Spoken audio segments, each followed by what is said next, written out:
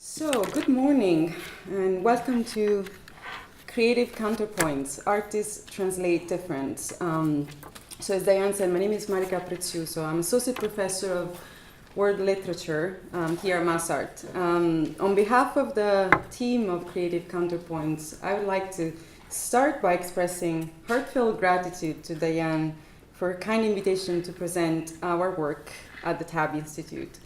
And of course, thank you all for being here and, like us, continue to working on your craft and chiseling your craft with students.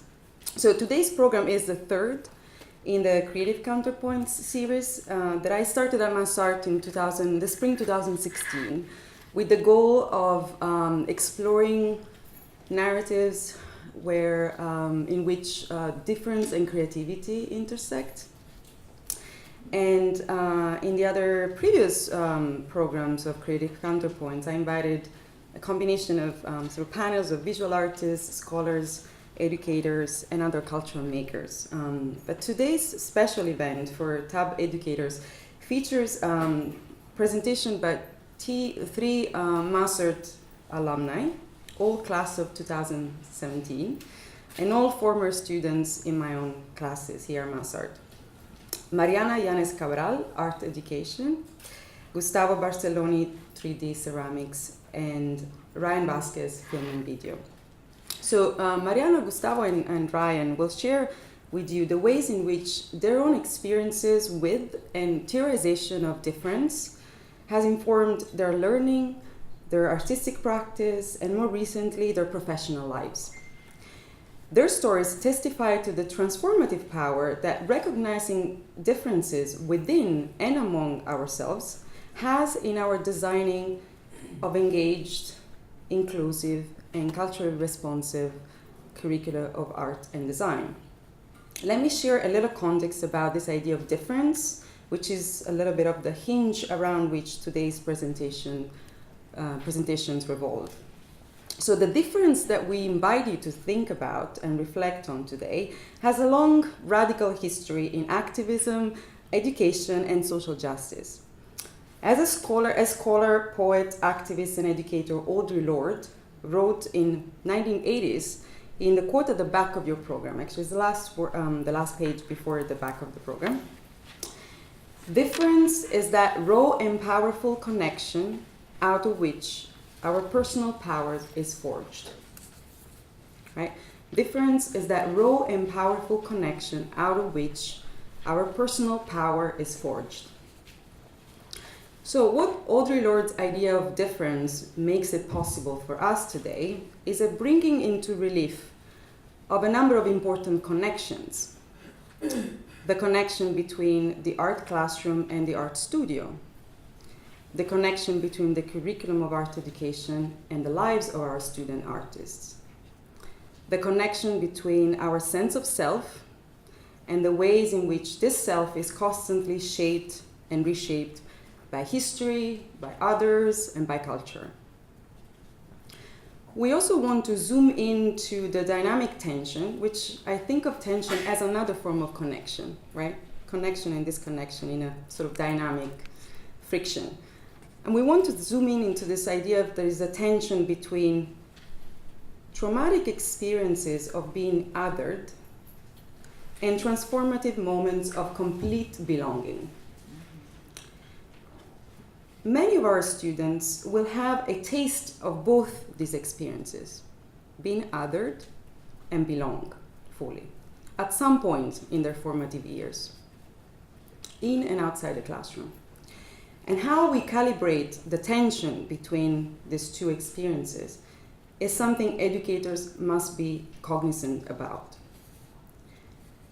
As student artists who have now embarked in professional careers as artists and educators, Mariana, Gustavo, and Ryan share a specific orientation to art teaching and art making that is well known to professional translators, which is why the title of our event is also Artists Translate Difference.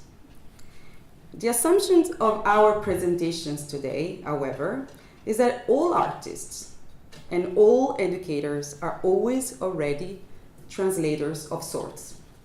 What do I mean by that? Even those that have not realized this quality yet in their own work, they all have this potential quality of being translators. You see, artists and educators hold the power, and this word power is key today, as Lord reminds us, have the power to bridge differences, to fill in the gaps, and to move across and beyond borders, which if you think about it is what translators do. They can, if they so wish, traffic in more than one form of knowledge, communication, and discipline. And when they do so, both artists and educators cultivate new habits of thinking, feeling, learning, and even being in their students and viewers alike. Finally, like translators who are attuned to the reality that not all languages are created equal,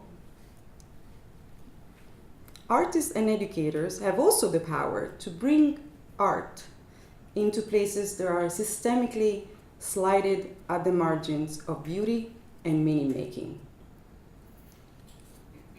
So, in line with Audre Lorde's call, which is the next quote in the same page, her call for using difference as a springboard for creative change within our lives, we would like to begin with a short activity to become present to the space and to one another.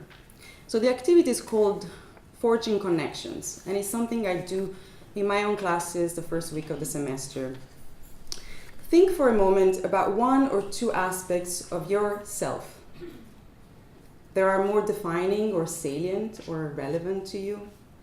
Here are a few facets of my own self that are relevant to me at this time. And the caveat is that they might change. Some of them are intentionally a little bit provocative, but all of them are true. So I identify as a woman of heterosexual preference. I'm white in most places, except where I'm from. I will be 42 in 2 weeks. I speak 4 languages and was a translator in my first life, before academia. I have 2 citizenships, none of which is American. And my teaching is my form of art. So feel free to model your aspects upon this kind that I just shared, but really don't overanalyze it. Think about 1 or 2 relevant facets of your identity, and then share them with the person next to you. And after a couple of minutes of sharing, locate at least one connection, one point of connection, or perhaps more, between your aspect and the one of the person next to you. What do you think about that? Yeah? I know. 5 minutes? 5 minutes, yes.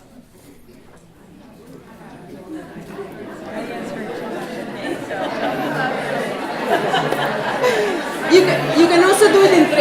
It can also be a group of 3, yes.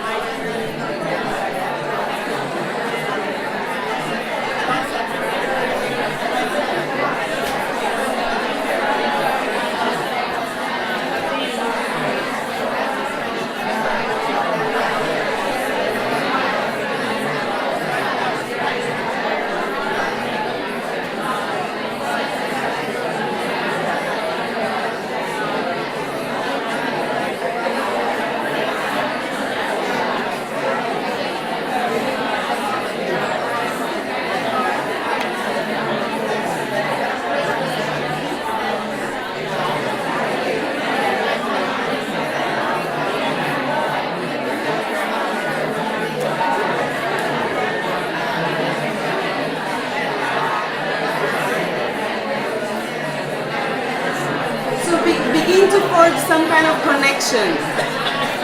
Begin to forge this kind of connection. One point of connection.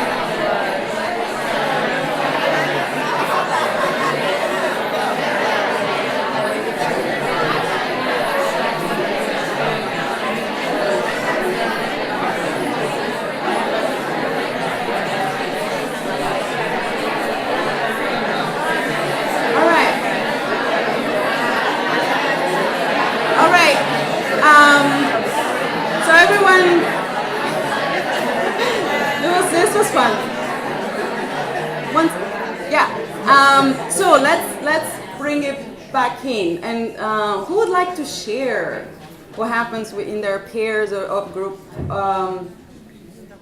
connections and something surprising that you found out in the process? Anyone?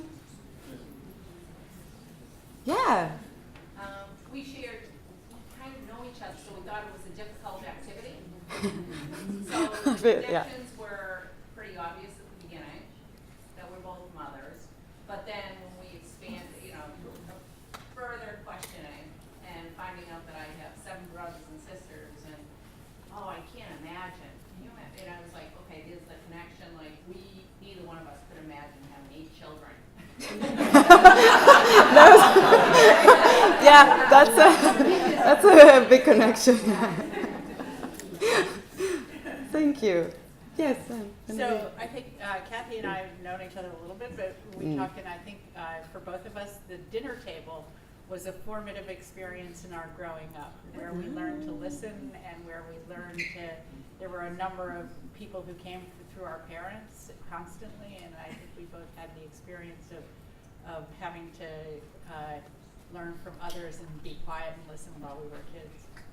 Yeah, that's a good teacher training skill. Thank you. One last peer group. Yes. We are both mothers who started out as graphic designers, and then when our children were born, we switched careers and became teachers. And we both like to walk in the morning, so I think I might have been everybody. Yeah. And you didn't know each other previously, did you? No, just briefly. We met here. Yeah. Okay. So for the next 2 hours, now that we've sort of got to know each other a little bit more, we want to invite you to sort of hold on to this orientation towards difference as a sort of as a portal, as an entry point into the connections that matter to our teaching. In order to do so, we'd like to invite you to connect your curriculum, your classroom, your school, your district, to the stories of Mariana, Gustavo, and Ryan, and to consider one specific action as you listen to their talks, consider one specific action that you can implement in the educational realities inspired by the work of these three artists. That's another form of connection, like a deeper one, and a one that sort of has to do with your teaching and the reason why you're here. Before I leave you, a few words about the schedule of today's program. Each talk is multimedia and lasts about half an hour. Our third speaker, Ryan Vasquez, who could not be with us, sent us a recorded video of his presentation. So his talk will not be live. After Ryan's talk, I think there will be a short break, and then we will reconvene for about 20 minutes of Q&As with us all. So sit down, relax. You're in for a treat. Let me introduce you the first artist. Mariana Yanis Coverall graduated in art education here at MassArt 2017. The great year. Apparently. They are an interdisciplinary artist, an educator, and a writer. Born in Rio de Janeiro, Brazil, the eldest of 3 children in a multinational household, Mariana's work explores nostalgia, introspection, race, and politics with both traditional and digital media. Their experience lies in drawing, portraiture, bookbinding, watercolor, digital collage, embroidery, and performance. Raised as a translator through necessity, Mariana uses translation as a medium to critique dogma. Join me in welcoming Mariana.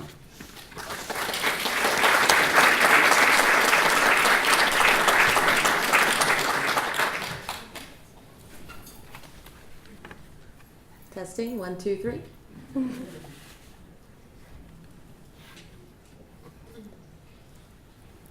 Hello, everyone. I'd first like to welcome you all to Creative Counterpoints. By finding yourself in this space today, you are taking an important step as thoughtful, groundbreaking educators. I'd like to thank you for your unrelenting passion in nurturing the blossoming artists in every student, and for meeting them where they are, and importantly, in their own terms. So why are we here today? To us, the reason is simple to identify. The existing curriculum of art education demonstrates a limited knowledge of the student artist, and its approaches are systematically flawed. Some of us recognize and seek to challenge the limitations of student agency in their learning. We recognize that, and even in the wonderfully fluid space of art and education, we are still leaving a multitude of students behind. Furthermore, we understand that skills like cultural and intercultural understanding are more salient than ever in our classrooms. It is my hope that our interventions today can be the catalyst for our understanding. Every art educator has an evolving toolbox of artistic and pedagogical tools. My tools are the practices of translation and in-betweenness.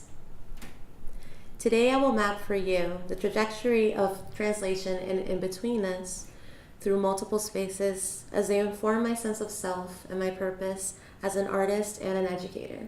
So let's begin. I'm going to ask you to reflect on the feeling of relinquishing agency, of knowingly giving up your time and your personal power for a promise, of showing up for that promise without exactly knowing what it will entail, what you will receive, and what you will be asked to do in return. There is a little bit of anxiety to this not knowing because it requires trust. I want you to recognize and consider this feeling as I welcome you to the U.S. immigration system. For those of you who are already embedded in the system, welcome back. As human beings, we navigate through multiple narratives that, whether supporting or conflicting, work in tandem. At some point between the first and second time we learn to express ourselves, we learn to curate our stories in ways that benefit us the most. It is both selfish and tragic. a means to move ahead, and a means to self-preserve. My personal experience of seeking American citizenship has always been about love. Love toward a country, and love toward the people who formed me. Love, as we all know, is both self-serving and incredibly sacrificing. It is both soothing and it is painful. When I became a U.S. citizen in 2015, I was asked the same questions with strangers, acquaintances, and officers. Why did you choose to become an American? I had two well-rehearsed answers, depending on the follow-up questions that I didn't want asked. If I couldn't feel a skip on their tongue, I'd tell them the truth. I've loved America for at least a decade. This is merely an act of commitment to a country that I've invested myself in wholly and truly. And I cannot imagine living anywhere else. Here I'm offered opportunities that I could only dream of in my birth country. And I plan on taking every single one of them. I want to be able to give back to this country. We've been together for over a decade. I'm merely tying the knot, if you will. This is a formality, nothing more. I've always been an American. If we shared language or skin color or stories, I would tell them the truth. They're promising a hell of a lot more than a border wall. I don't know if there are enough people in this country that care about folks like us to hold them back. If I don't do this now, my parents will be given no mercy. Our family will be torn apart. I am the only one who can guarantee the stability, the safety of the woman who birthed me and the man who took me in as his own. Their paths will split and their feet will rest in countries woven in beauty and luxury and poverty and violence. This is a formality, nothing more. I will always be an alien. It's nice to meet you all. My name is Mariana Yanis Coverall. I am 25 years old. I'm an interdisciplinary artist. I am an educator, and I am an ex-alien. It may sound really strange, but the last label serves me well. Let me explain. American society is uplifted by the idea of a document giving their people undeniable humanity, and it's beautiful. Those of us who are born in more fragile democracies are usually comforted by this. You understand. However, when living under the label alien, a label that strips you of all humanity, documentation becomes all you can think about. When documentation is not just a figurative, but the literal crux of your humanity, it becomes easy to fascinate yourself with each and every detail embedded within each form you send and receive. Clerical errors destroy families. An envelope from USCIS confirming our naturalization and Americanness can be the endorphin that helps manage the pain. Then, why would I call myself an ex-alien? I mean, I can call myself American whenever I want. Sometimes I do, I guess. My certificate of naturalization gives me this privilege. But in spite of how I can fit my story to an American palate, the very fact that I own this document makes me intrinsically different to an American. Of course, unless I told you, there's no way you could have known. But see, my American passport touts Rio de Janeiro, the name of a past whose tongue I still remember. See, that teething tongue of an ex-alien. And this is again about love. My relationship with America can be a funny one. When ex-aliens are naturalized, and language is important here, the act of naturalization implies that there's an unnaturality to a non-American. When we are naturalized, we receive this nice little cheat sheet that informs us on how to renounce our previous titles and citizenships. And it goes a little something like this. I hereby declare on oath that I absolutely and entirely renounce and abjure all allegiance and fidelity to any foreign prince, potentate, state, or sovereignty of whom or which I have heretofore been a subject or citizen. That I will suppress the memories of my homeland to the best of my ability. That I will support and defend the Constitution and laws of the United States of America against all enemies, foreign and domestic, even if the same Constitution and laws do not protect my person. That I will bear true faith and allegiance to the same, sacrificing my culture and assimilating to the expected cultural norm at the sacrifice of my heritage. That I will bear arms on behalf of the United States when required by law. That I will perform non-combatant service in the armed forces of the United States, the same armed forces who have ravaged my birthplace when required by law. That I will perform work of national importance under civilian direction when required by law, as if the work I've performed as an immigrant for years did not have a national importance. That I take this obligation freely and without mental reservation or purpose of evasion, even as I am given every opportunity to refuse. So help me God. America is an insecure lover. She seeks to be your only one.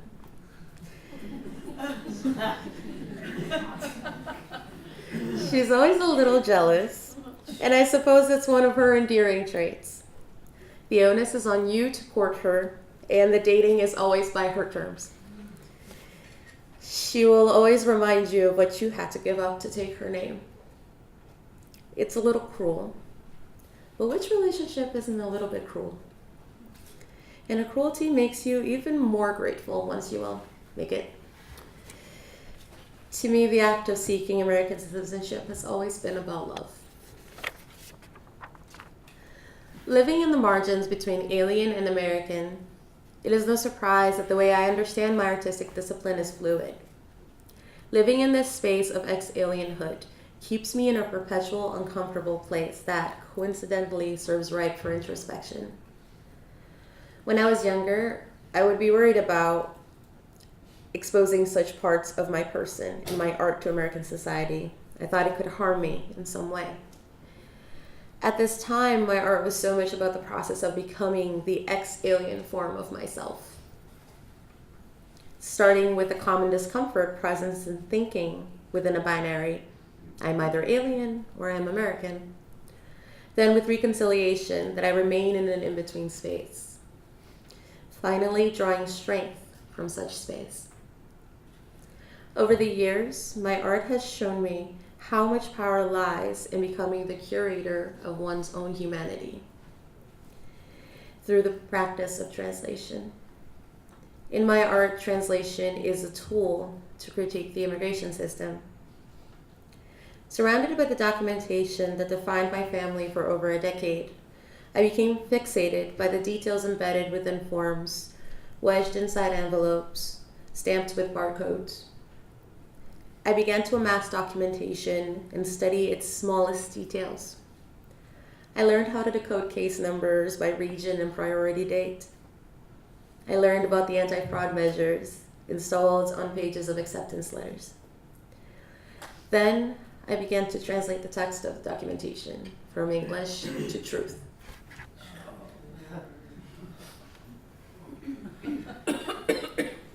So, mine goes a little bit different. I pledge allegiance to the flag of the United States of America and for the republic for which it stands, many divided nations under one God, easily divisible with liberty and justice for those who are lucky. In the end, it is better than my own land by 1,000-fold. Those who have ever watched a sports game or have gone to a public school in the United States will immediately recognize this text. Those who are naturalized U.S. citizens or ex-aliens like myself might recognize the format at the little card you received during your naturalization ceremony. You may also notice that the text has been modified. There is so much that America wants the alien to know, but that English legalese intentionally omits. Legalese serves as a sterile vehicle to commit acts of violence, and it's incredibly effective in its banality. It's entirely devoid of emotion of the hatred that often fuels violence. Because of this, the language of American legalese is dishonest. Because I love America, I want to hold her honest. I want to set her free to be her authentic, cruel self. One of the most important things to me when creating this work is the perceived authenticity of the vehicle in which I present this text. I understand that not every person I meet is so deeply embedded in the trenches of the system that I and many others have been. As a translator between America and the viewer, as a treasurer of information, I feel a responsibility to upkeep the veil of authenticity as best as I can. My goal for the viewer is to question how much I've modified the original documents. Some of the modifications are incredibly blatant. Some of them, however, are subtle, but no less important. The work of the viewer becomes to collect their own previous knowledge and to piece together by themselves what is authentic and what is modified, based on what they know about America. Just as for as many ex-aliens who came before me, translation is a life skill. It's what we do to stay alive. Today, translation is the way I curate my alien narrative to juxtapose my American narrative, and my American narrative to juxtapose my alien narrative. Over the years, Mariana became Mariana, became Mimi, and has become Mariana. My name is not assimilated. It is intentionally, decidedly alien in even the most American of environments. As a translator, both an enduring and in an artistic practice, I ask myself if the educational space is in need of translation. I ask, what does in-betweenness and the fruits of ex or semi-alienhood look like in our classrooms? I began to think about the roughly 500 students that I have taught this year in Chelsea, Massachusetts, and the many in-between spaces they found themselves in. I admit that I entered a school with a largely Latinx student body with perceived notions, inherited both from those surrounding me and from public discourse and media about their performance and their learning abilities. But my students were so much more multi-layered than any census could claim. I taught LGBTQ students who were not only challenging heteronormativity and fixed gender roles, but were also challenging specific experiences with machismos and cultural expectations that couldn't be described in English. I taught Afro-Latinx students who navigate the tensions and intersections between their cultural heritage and their Blackness every single day. Children who understand their parents in one language, but understand racism in two. There were also my students who were trying to process family separations and those who were trying to process their friends' deportations.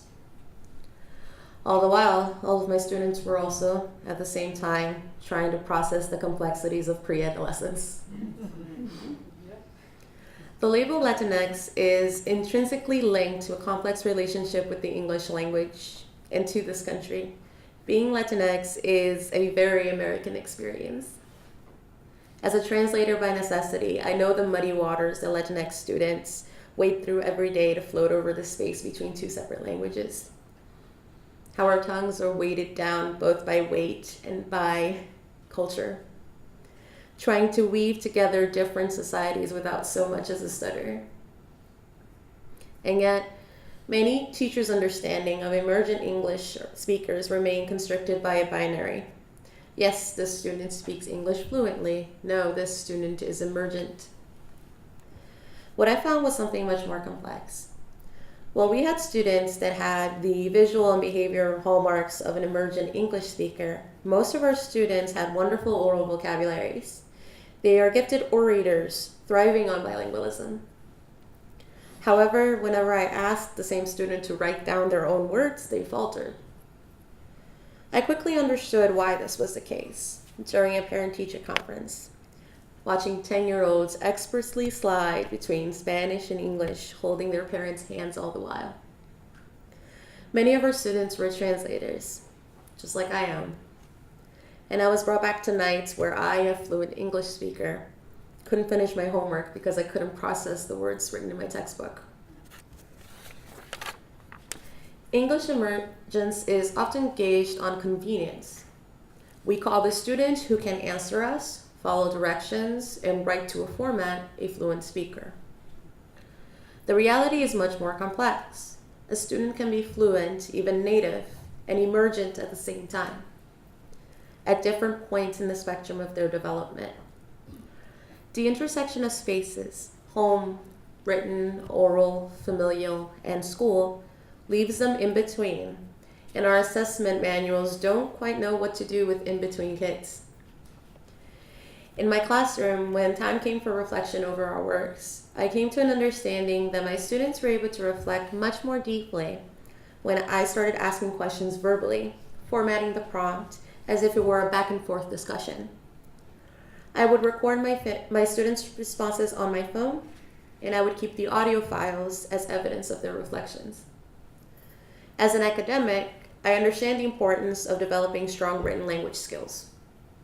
However, as an educator, I contemplated what I wanted when I asked them to reflect. I wanted truly intensive thinking to happen as it pertained to their work. And if entering an exclusively verbal space was what it would take for that thinking to happen, it would be what I would need to do. Later, when I needed my students to learn how to write effective artist statements, I would dig up their audio files for them to transcribe so that their writing or typing fingertips could learn the connections between written and verbal vocabulary, as if they could hear their own voices, and with that would hold mastery of the same words that they sought to write. Where these students are is neither a positive nor a negative space. It is a different and always changing space. Our students' difference is neither good nor bad. Difference is information that is significant, that matters. But it's not what our brains can properly compartmentalize. It requires a new vocabulary of understanding. For example, I cannot say that my being a family translator has been entirely positive, because I was expected to be exposed to a level of psychological stress that is arguably inappropriate for children, like negotiating utility bills we couldn't afford, or like advocating for my siblings' special needs services, because my parents' limited speaking made it so they couldn't speak on our behalf. Likewise, I cannot say that being a translator was fully negative, because it has informed so much of who I am as a person, as an artist, and as an educator. What I can say is that translation has become a tool that I use over and over again to suit my own needs. Living in this ex-alien and translating space allows me to force myself in other spaces that were not designed for me. It also, and this is really important, it opens up insights into my viewers so that they begin to see me as neither the other nor one of us. Likewise, I use my art to challenge the natural association of human with American. Alienhood, or the term alien, as defined by the legalese of the immigration system, is the battleground or the hinge around in which I challenge my viewers and curate my own humanity. I feel that if I can unhinge American from human, then the American is left to interrogate their own humanity. And this questioning leaves the American no place to interrogate my own. After all, love is in love if we're not demanding the best from one another.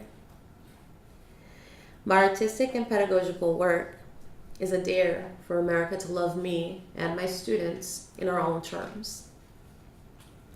I'd like to leave you with some last fleeting thoughts on love and translation. This poem is in the program that you have received.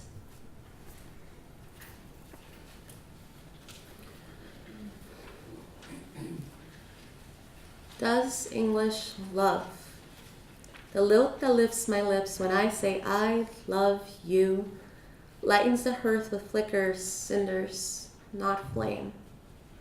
It is air. My windpipe whistles and heightens. I am milk poured into the mug, sugar, cream. My tongue frolics in my teeth. It is a song and sings pretty. I sways, love twirls, you returns. But consider, eu te amo. Eu te amo.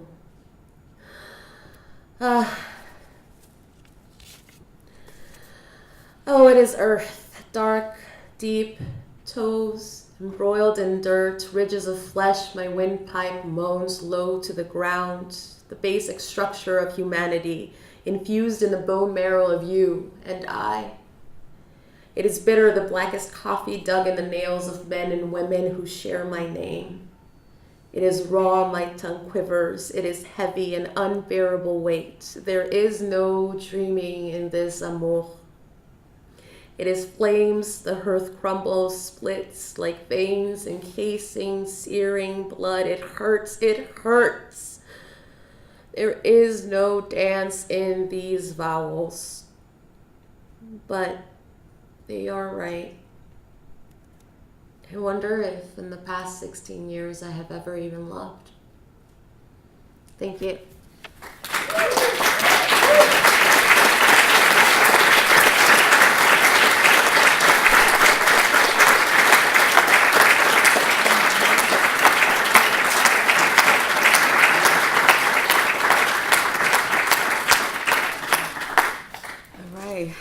Thank you so much, Mariana. Powerful work. Moving on. So Gustavo Barceloni graduated 3D Ceramics 2017. Born in Brazil and raised in Greater Boston, Gustavo collaborates with chefs and designs illustrative tableware for home and restaurant use.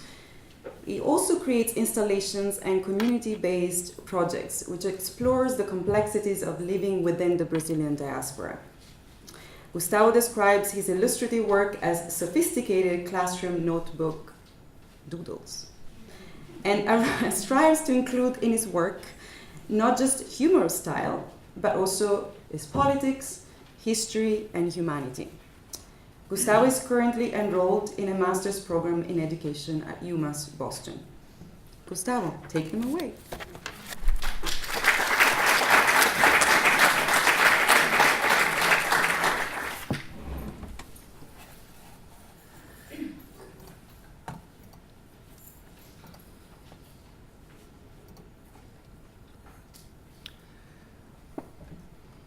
Hello, thank you everyone for being here. This is the point where I get to vent a little. Or as I say, this is bafa.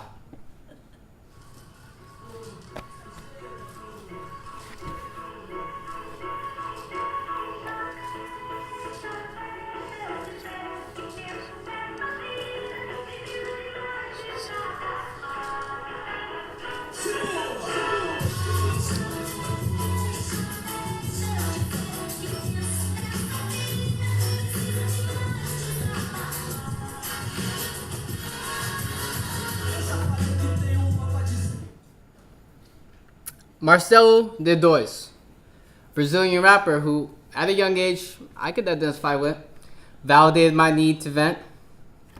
Marcelo Barceloni, my dad, meu pai, once claims I ain't Brazilian enough. What Brazilian music you even listen to? He says. Marcelo D2, he's old. Oh, come on, Gustavo. It's summer 2017. We've had a few beers. Quite a few. He's meeting my American girlfriend, Vanessa, after a year and a half for the first time tonight. His wife, Carla, smiles. We eat carne. It's a barbecue, a churrasco. The smoke settles. Your heart is Brazilian, he admits.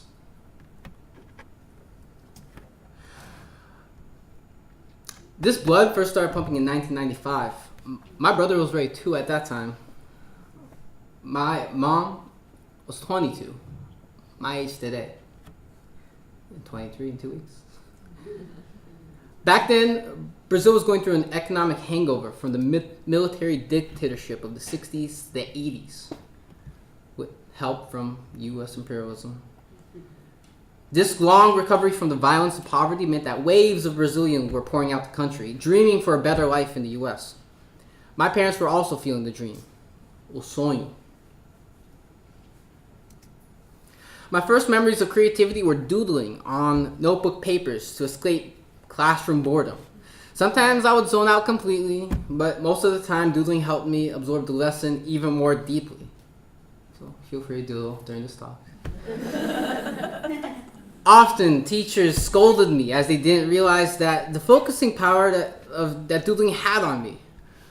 Art class became my refuge from being scolded, a place both secure and creative where I could experiment with methods and materials. Finally, I thought, I get to work with clay, or metal wire, or plaster. Materials made learning the elements of art like space and color fun and investigative.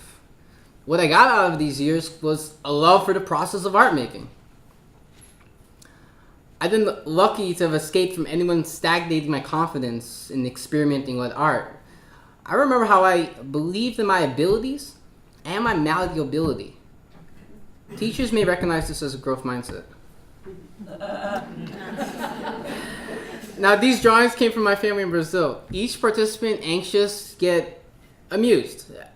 All too often, that love for the drawing process is cut short when judgment from others separates the talented from the untalented artist. Judgment teaches our adult selves to apologize for attempting to draw, even before we pick up the pencil. When we do draw, our drawings look as nervous as the day our drawings received judgment. It was in a class called A Million Ways to Draw at MassArt that I recognized my fear of a white page in the moments of misgrowth leading up to art school. I remember bringing myself into my art in a personally challenging way or thinking of art beyond the usual expectation, made for consumption. Now, here's a what-if experiment I would have loved to practice in school growing up. Imagine learning about Joseph Albers, his color theories as a way of learning about racial differences or immigration in the US. Look how the same color can look so different just because of the backgrounds in which it's placed. What a powerful metaphor this could be for a difference-based identity. Our students live in a divisive historical time. We would do an injustice to ourselves and to them if we don't look for these connections between the art we make, how we look at the world, and who we think we are. I remember receiving these tools to investigate my discomfort towards any ideas of a fixed identity and to confront my own insecurities.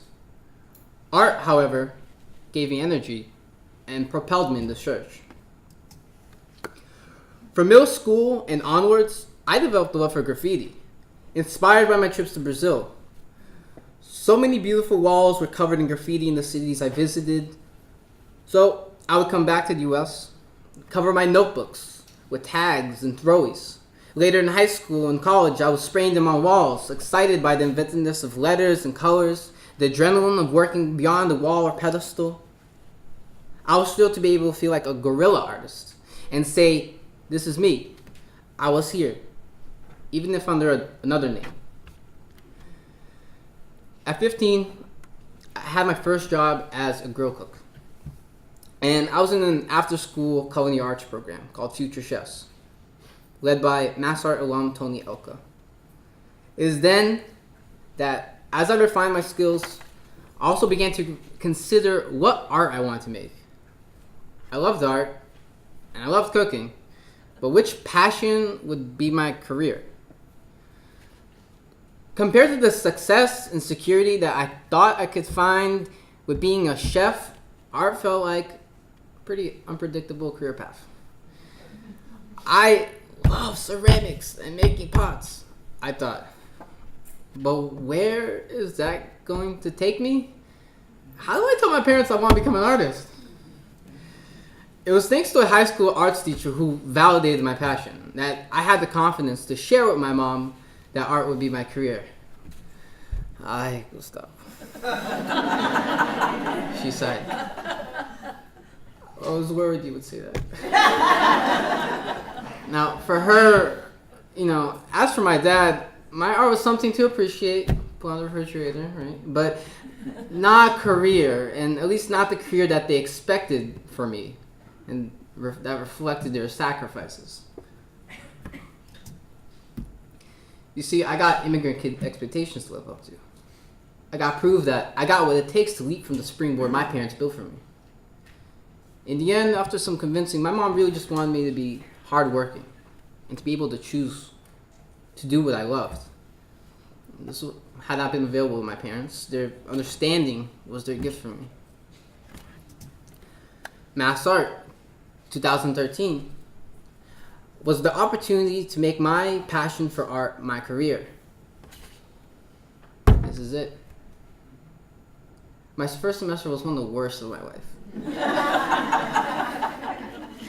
I remember how I felt. I'm going through a depressing breakup. I'm trying to keep up with my job as a cook and school.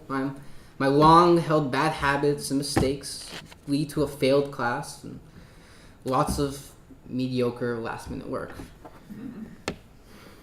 But I keep going.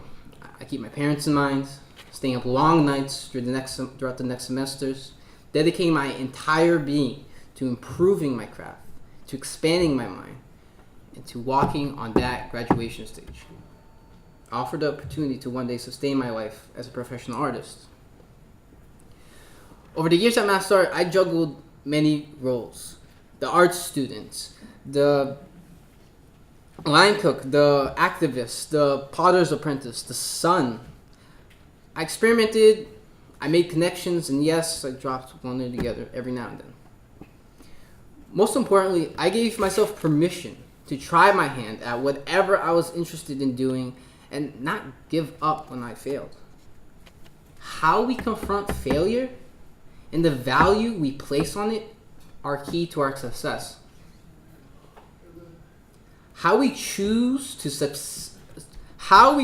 subject ourselves to the possibility of failure is one of the most vital questions artists need to ask themselves. The tension between success and failure is present in every piece of artwork I have ever made. In the process, I've learned to become incredibly grateful for the humbling yet straightening process that digging into my truths can provide. There really is something amazing about art and how it helps bring out truths from inside of us. Truths that have a really hard time being articulated, so that instead they translate in another form, never completely precise. That feeling of validation takes a physical form and becomes so precious. Even poor attempts are, because at least miss bullseye half as bad as not having any darts. This is where my Brazilian story comes in. Cultural pride is a big part of my core. Green, blue, and yellow have colored my life. Rice and beans have fed me every day. Playing soccer is practically in my blood, and I'm sure you've seen our flags everywhere during the World Cup. Although not so much because we lost that. But what happens when cultural pride meets cultural expectations? Like, you're not a full 100% up to the qualifications of that cultural identity. My core has always felt like a moving target. Who am I? Which realities have shaped who I am? Why do I act, think, value, love, fear, and speak the way that I do? These questions have moved with me across borders. They're a daily reminder of that precarious state of uncertainty of being an immigrant in the USA. MassArt 2014. Sophomore year is my first attempt at targeting these questions. This artwork felt courageous at this time because of my anxiety and confusion surrounding what it meant to be a Brazilian immigrant artist who arrived here as a child. I made this during my visual language class. For me, this was one big visual question mark that I posed to myself. A bilingual sentence. My teacher mentioned Homike Baba's third space theory, a post-colonial theory of identity which explains the hybrid uniqueness of individuals like me. Eureka! My art moves the needle of my understanding and aligns myself to words of other creatives that can help explain what my art is asking. And because I'm not yet ready to dig deeper into my vulnerability, I dig deeper into hard skill.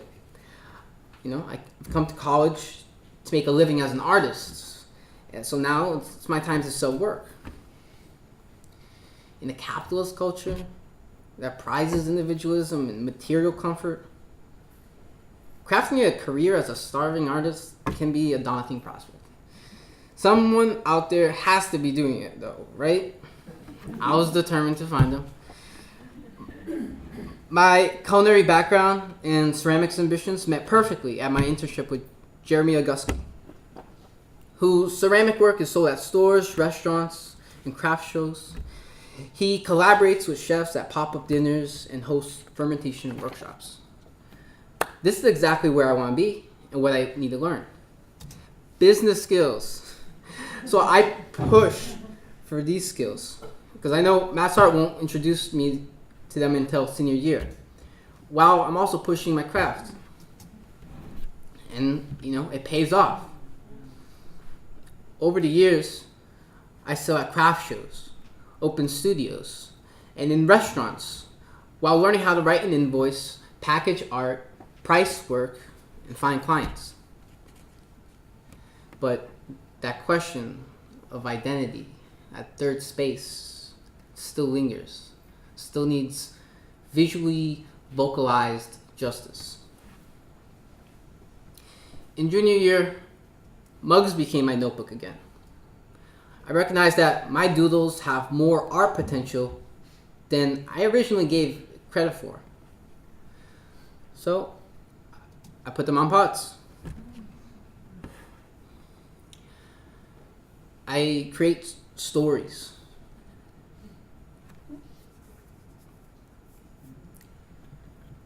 I experiment with glaze chemistry.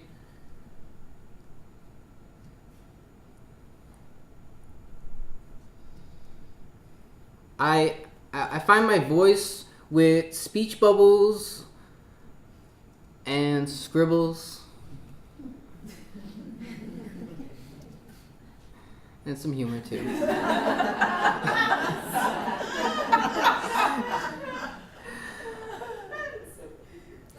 So I remember the comic book characters I read as a kid, like Calvin from Calvin and Hobbes, mischievous boy with profound thoughts, right? And Cebolinha from A Turma da Mônica, who always mispronounces R's. I couldn't understand every word from these comics, but I and my family knew I was Cebolinha.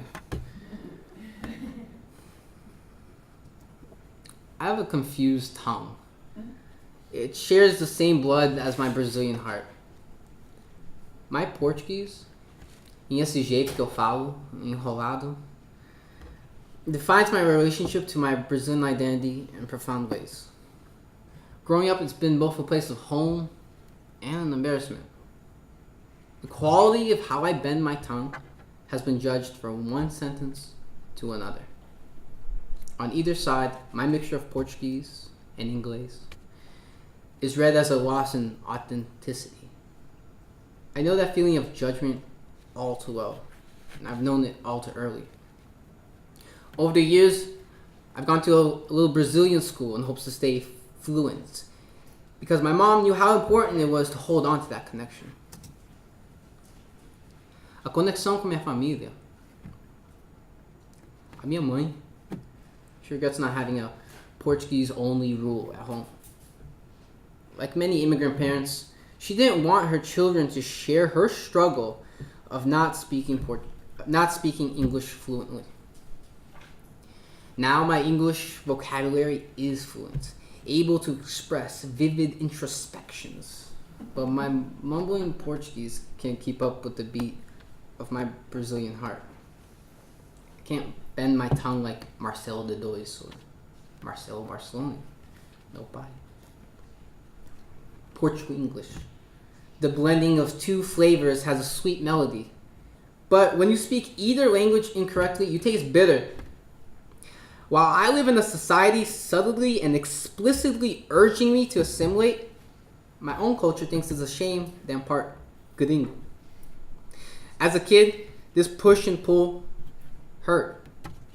Os americanos, I often heard. Americans are the others. But me, I'm not an other. Não sou americano, né? Gringo, sou Gustavo, right? Born in Curitiba, in Brazil. I have Brazilian parents, Brazilian blood. Playing soccer since the womb.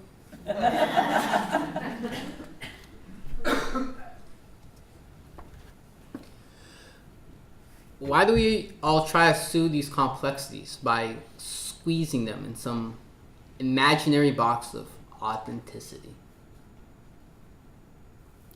And if a box is our image for a culture, inevitably we will put cultures in boxes to discuss them with our students. Next, the curriculum becomes a list of neat boxes, and we put our students in them.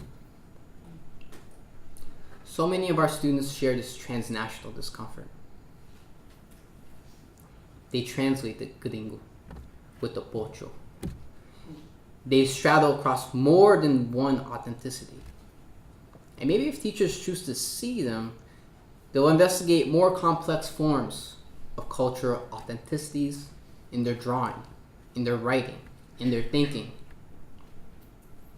Here's what I learned.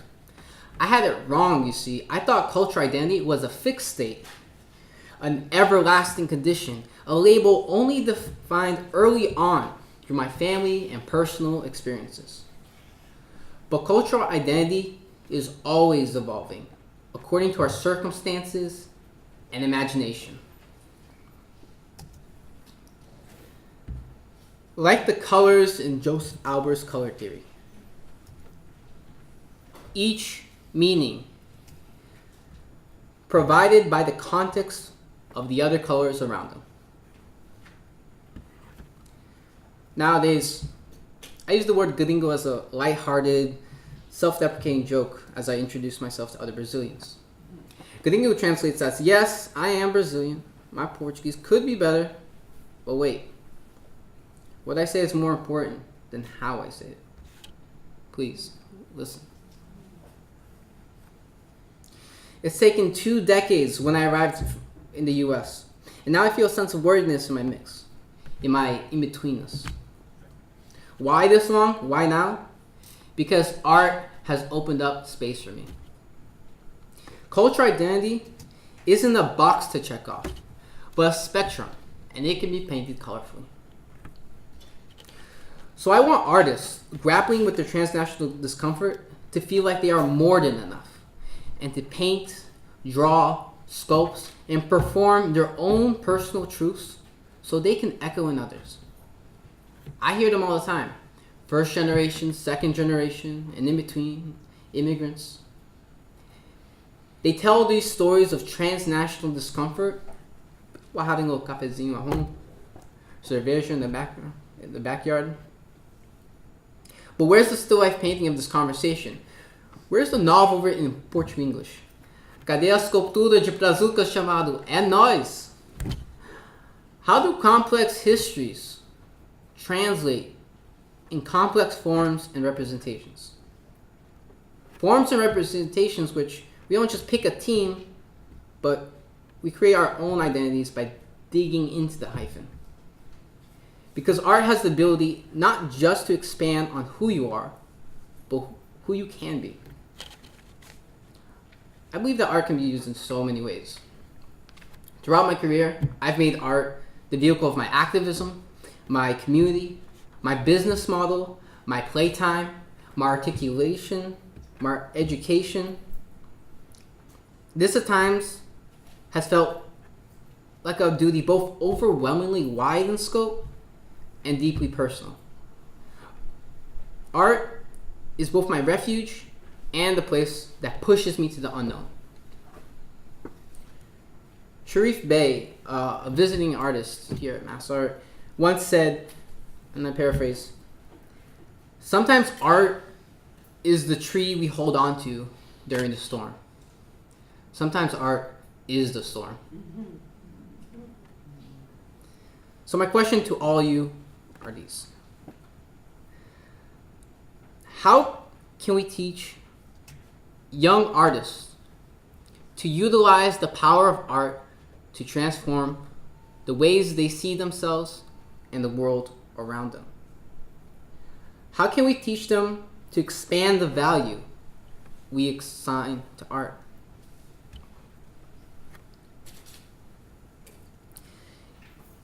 So here are some examples of what art means for me and the value it has for me. As a translation of histories between past and present, a line of communication between people, knowledge, and languages, an accessible vehicle of beauty and imagination among communities that are often left at the margins of art as consumption.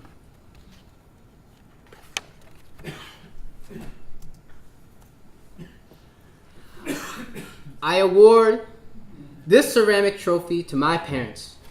Their faces, illustrated among symbols of their labor and identity. Their labor, a penalty kick of a ceramic soccer ball, made for a shot of success past the barbed wire.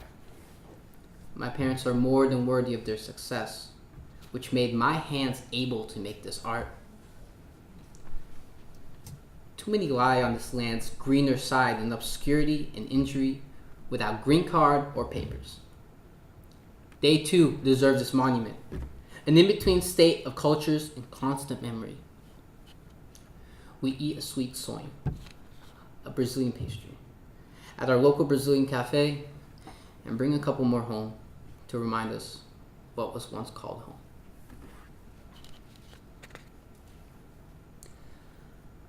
I learned that art is best when shared, and there's great power in organizing around community.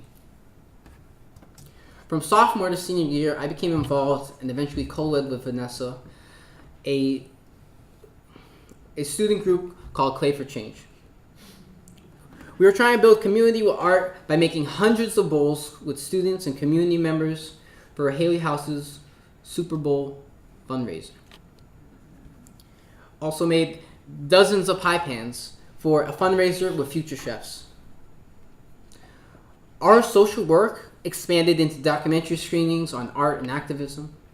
Thousands of dollars were donated. Hundreds of volunteer hours were put in.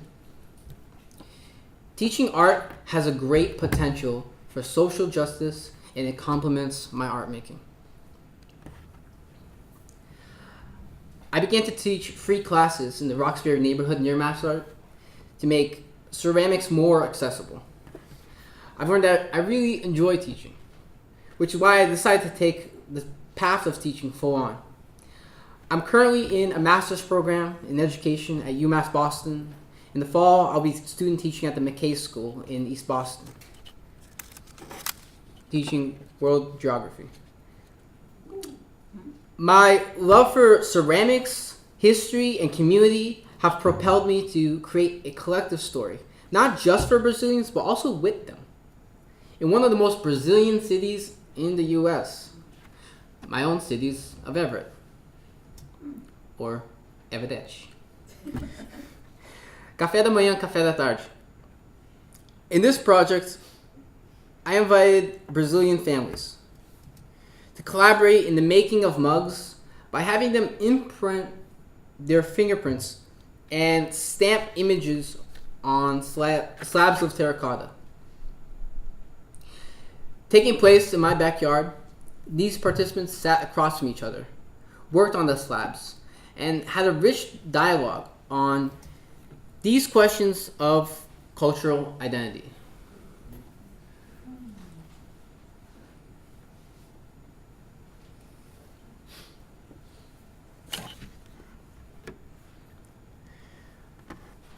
I made the bottom half of each mug and then attached the pinched terracotta slab as the second half along with the handle. These slabs of red clay harken back to Brazil's red soil. The audio recording of the participants' responses to the questions provide background for a book in the future to document each mug an individual story. This workshop also supported local Brazilian labor by hiring a Brazilian photographer and catering for the event. It's still ongoing, and plans are underway for this summer in the new space. Last fall, Vanessa and I launched our online fundraiser for Dirty E Studios. We raised over $6,300 to make our dreams of becoming professional artists a reality. Here, our practice will also include classes and community events. Right out my mom's garage.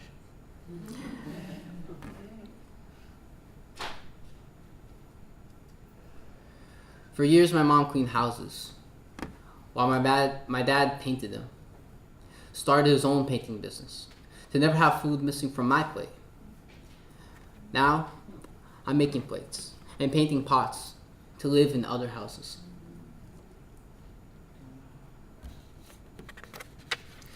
The houses in which I want my art to be in overlap with the people I want my art to make my art with. I'm a cultural worker. My craft involves expanding the complicated truths of a Brazilian diaspora into a wider picture. A picture that includes all of us. Working class people with the desire to escape alienation. We dream and fight for a better world where we don't fear hunger, self-expression, failure, or difference. My mom always related my poetic and artistic soul to my granddad's, meu avô, who I never met, who was also a maker and a poet. In the spirit of carrying on his dreams for a peaceful Brazil, like my own dreams for the world, I'll conclude now by reading his poem. The poem is in your program, in its Portuguese original.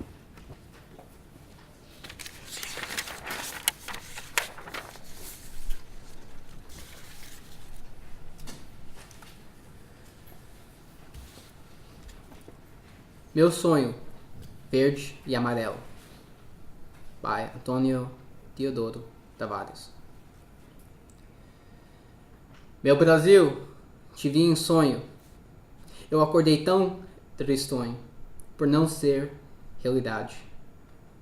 No sonho eu te vi em flor, só tinha paz e amor. Que pena não ser verdade.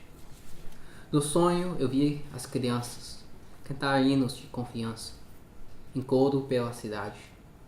O estandarte era a alegria que em todo o rosto se via. Que pena não ser verdade. Vi no sonho em todas as mesas pão, leite, carne e manteiga para toda a sociedade. A fome não existia, só a fartura se via. Que pena não ser verdade. Vi na rua muita gente que vibra de contente por viver em igualdade. Todos justificavam a ciência e não tinha violência. Que pena não ser verdade. Meu Brasil, te vi tão belo, todo de verde e amarelo. Vi tua prosperidade, mesmo no jazigo eu quero ver meu sonho que espero torna-se realidade. Thank you.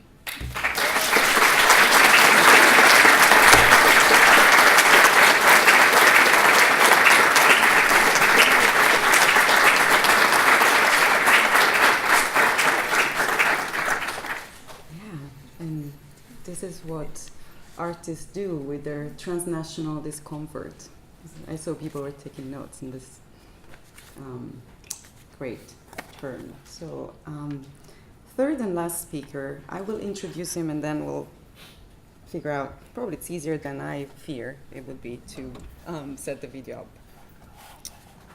Here's Ryan. Ryan Vasquez is a filmmaker and video artist born in Bayamon, Puerto Rico. He graduated in film and video in 2017.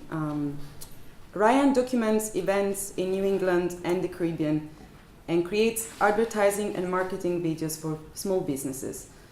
Ryan is very interested in digital content that focuses on contemporary issues of social relevance, from practices of linguistic and cultural translation to racial and ethnic identities as they interface with current and past political realities across the Americas.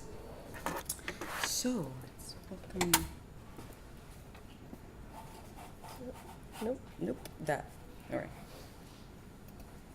Hi everyone, my name is Ryan Vasquez, and every time there's an important task ahead of me, I like to repeat this expression, and play around with the words and the bad luck. La mala suerte. Con la suerte que yo tengo. An artist. Something that I can now call myself. The idea of pursuing a career in art appeared not that long ago.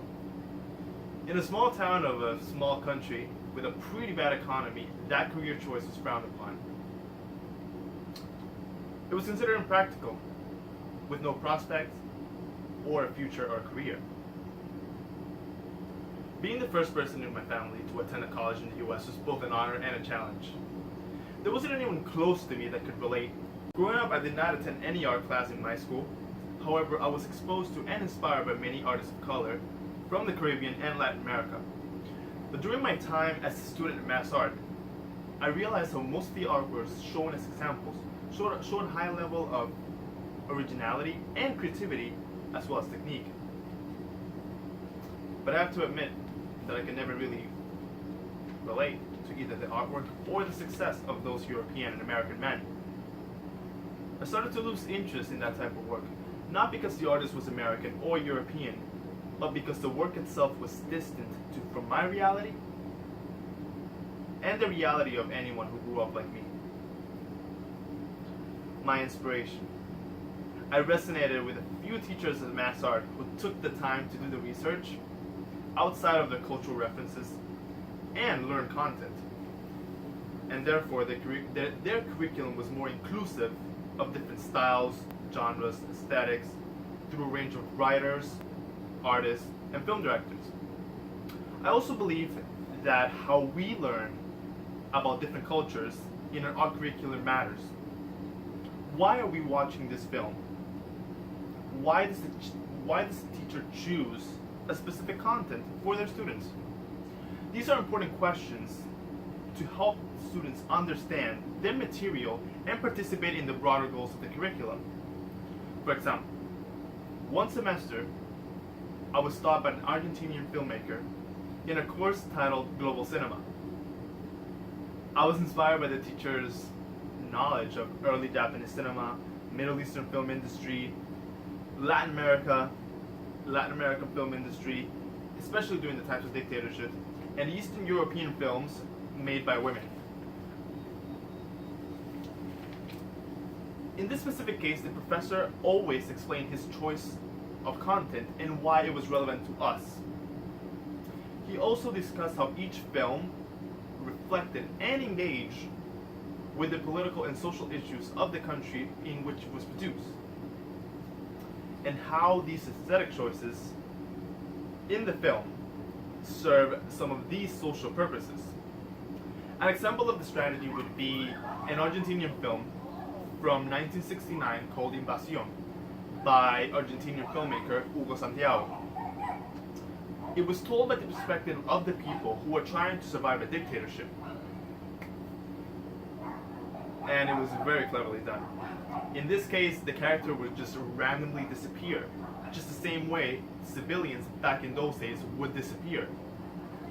The villains were white, which is a color that usually is associated with innocence, purity, peace. The director even changed some of the names of the locations from real to fictional, constantly playing a game between real, recognizable, unreal, and surreal. The film was important because it was one of the very few to defy a government, specifically a totalitarian government, through filmic narrative. Santiago taught us artists to dare the negative representations of our cultures and our countries and take the risk through the lens of surrealism. Although I do admire the work of many filmmakers, many of them coming from Latin America and the Caribbean, as well as Southern Europe, my goal was never to be just like them. My goal is, and will always be, to make professional films inspired by average individuals that I've met, and ordinary present-day scenarios that affect the lives of people like you and me.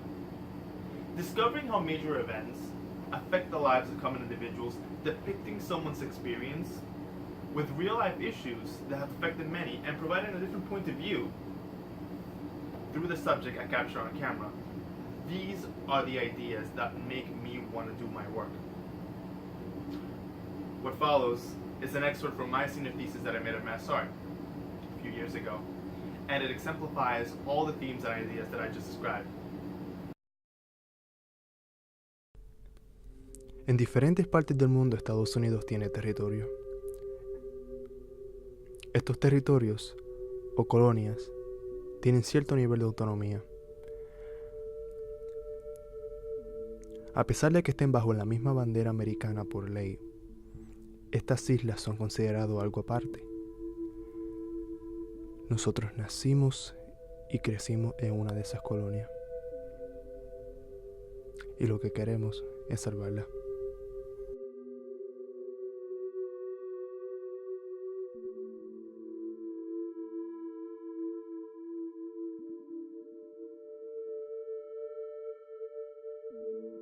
Puerto Rico ha estado en una depresión económica por 12 años. Yo era pequeño cuando empezó ese periodo. Dado la mala economía, la calidad de vida en la isla se ha deteriorado. El aumento en el costo de vida hace que cada día en la isla sea un reto. Todos han sido afectados. Nadie queda exento. La relación entre los puertorriqueños y los estadounidenses ha sido complicada. A través de los años han habido muchos desacuerdos y argumentos. El gobierno de los Estados Unidos le dio la ciudadanía americana en el 1917 a los puertorriqueños, pero hubo otras cosas que sucedieron en el siglo XX entre los dos grupos que causaron tensión. Yo viajé hasta el pueblo donde viven mis abuelos para saber más sobre su experiencia en aquellos tiempos. Yo lo veía, ¿verdad? Antes, cuando yo entré al ejército, yo soy veterano, esto lo vi y llegamos con la idea de defender la patria y todo eso. En aquel momento, ahora lo veo y veo que íbamos al ejército, pero el propósito principal era sobrevivir, porque eso era un medio de trabajo que nos daba el americano a nosotros.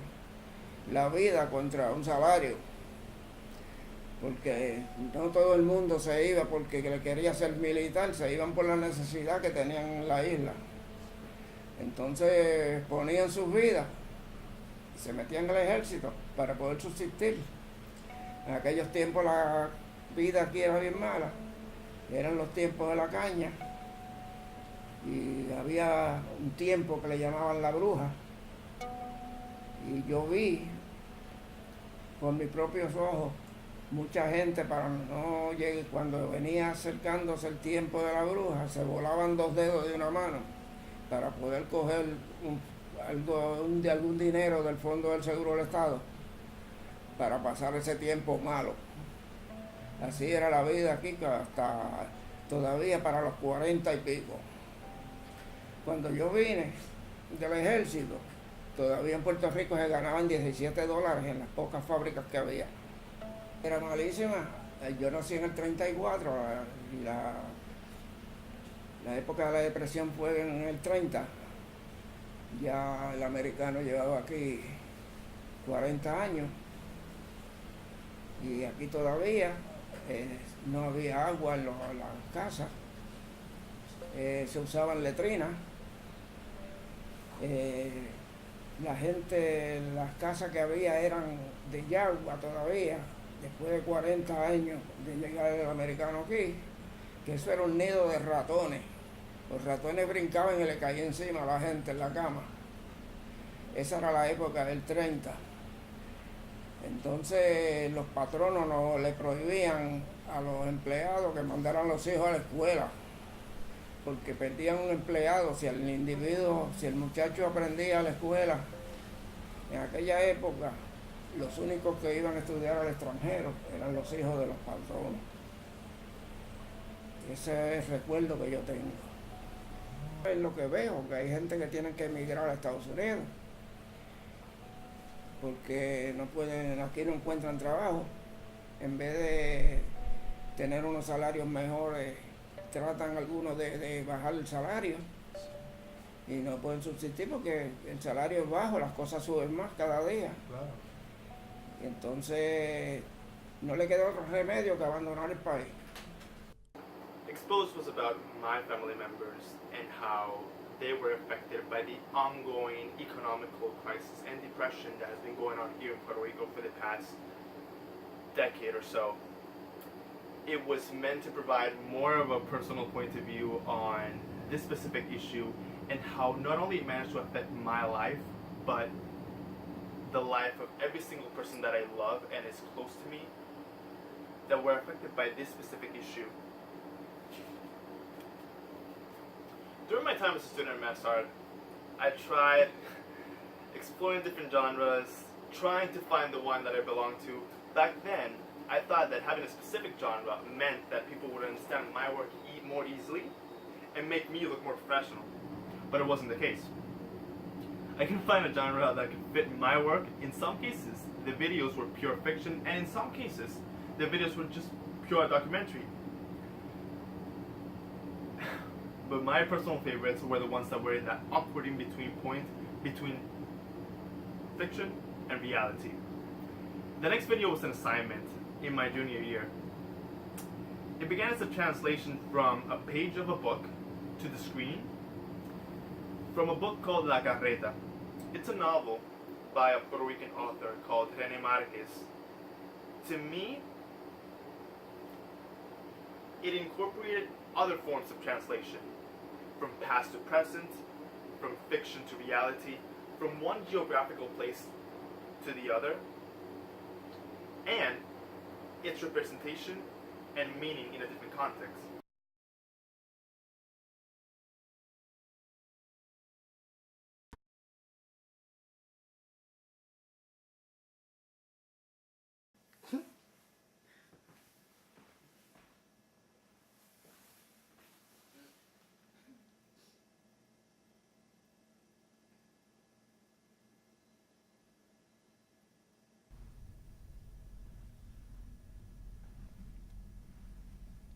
Papá ya está viejo.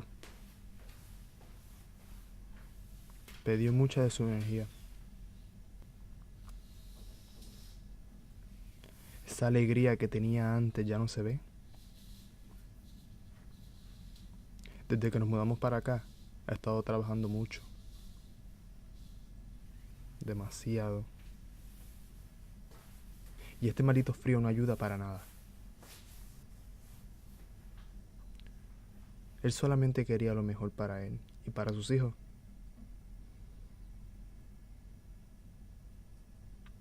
Por lo menos si estuviese en su hogar y pudiese vivir tranquilo.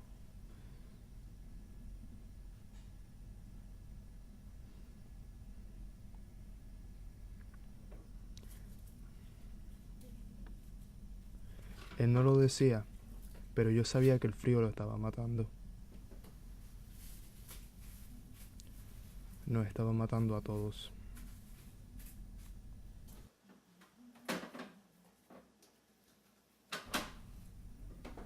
Se le hacía difícil creer que esta era su vida. y que esta era su familia.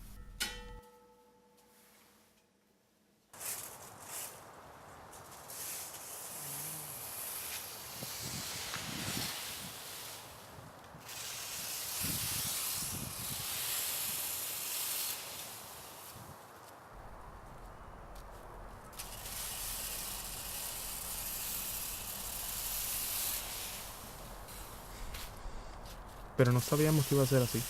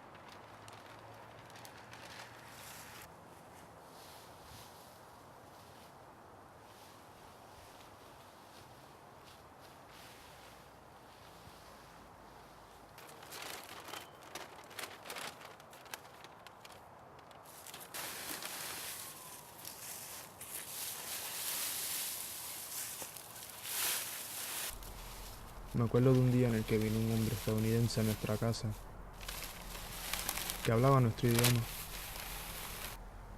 Él intentaba convertirnos a su religión. Al salir de la casa, él murmulló: "Qué ignorantes". En cierto modo él tenía razón. Sí éramos ignorantes.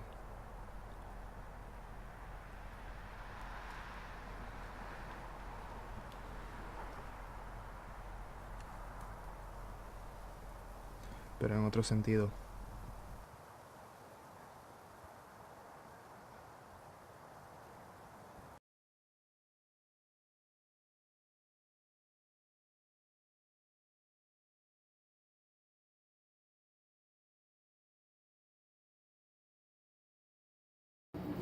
I was very inspired by the way that the children looked at their mother after their family moved to the US.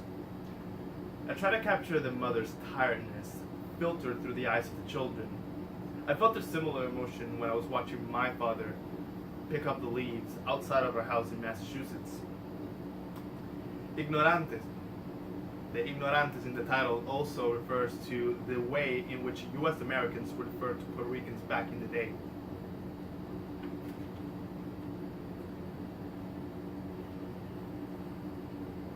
Communication. Self-doubt has always been with me. I always wonder how others may react to my work, and I ask questions to myself like, will people of other groups be able to understand my work? And will my own community feel like they're being represented in an accurate manner? I remind myself that the artwork itself is not meant to satisfy everyone.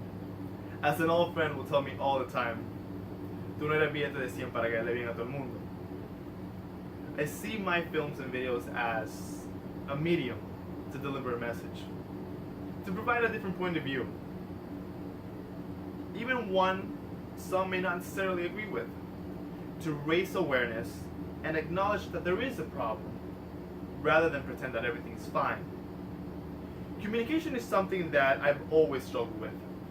English is not my first language, and trying to present artwork to an audience of native English speakers, it's challenging. Por suerte, art is the perfect vehicle to discuss how humans communicate across boundaries. It creates something that visually translates these feelings to the audience, but also makes the artist itself and the point of view tangible to the artists themselves. During my years at MassArt, I started making videos in Spanish. They expressed exactly what I was feeling. I was kind enough to provide subtitles. This choice of using English subtitles was motivated by the fact that I know what it feels to be at the receiving end of that language barrier. And I wanted non-Spanish speakers, viewers, to be able to appreciate the work beyond that barrier. I also admit that there was a certain feeling of power that comes with being a bilingual artist. As an individual who can fully express themselves in more than one language, I can reach a broader audience and in a way control the dynamics of communication. Last spring, I made a short film entitled Broken as the final projects to Marika's class Imagining Others. In this film, I wanted to articulate not only the challenges, but also the power that comes in learning to navigate a world that reminds me that I'm not native in it. The brokenness of the title speaks to that part of me that straddles self-doubt and agency that come with being bilingual in a world that is often too monolingual. In the film, I choose to communicate these feelings through a letter to my little sister, and through a science fiction lens inspired by the speculative stories that we read in Imagining Others. Dear Sophia, I remember that moment, the moment when you said, yo quiero hablar inglés. But your mom said, en esta casa no se habla inglés. She wasn't trying to hurt you. She meant well. Ella solamente quería que no se te olvidara el idioma. Do you remember when you were 4? When they took you to the hospital? Tú eras bien pequeña. La cicatriz que tienes en el cuello. ¿Te diste cuenta que todos la tenemos? That's where the implant is. Que te permite cambiar back and forth entre los dos idiomas. All of us have it.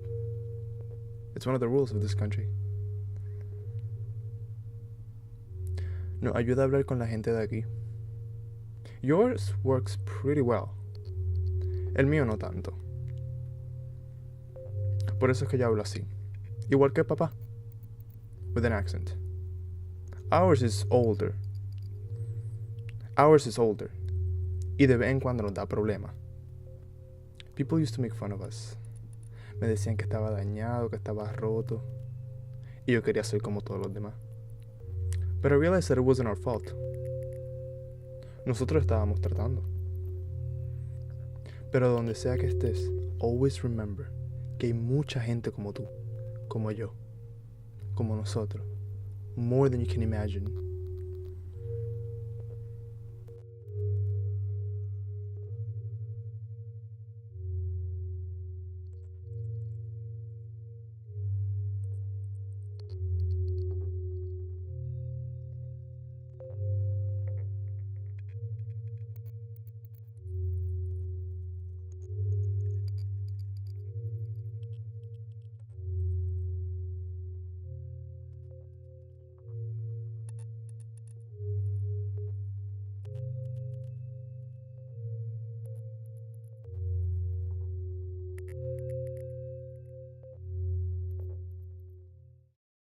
I feel that the purpose of my work is to create meaningful stories that highlight the challenges and the beauty in and across difference.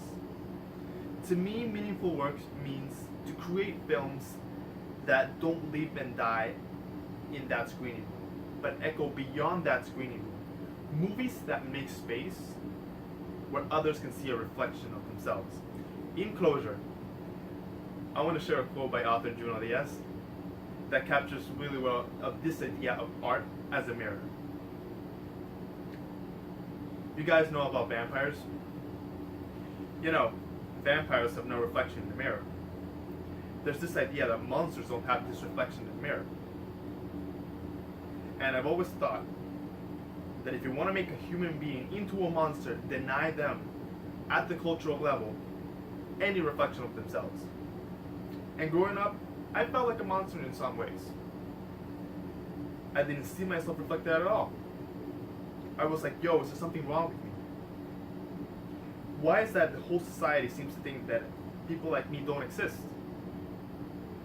And part of what inspired me was this deep desire that before I died, I would make a couple of mirrors so that kids like me, might see themselves reflected back and might not feel so monstrous for it. Like this, I'm committed to making a few mirrors. My work, however, is beyond mere self-reflection.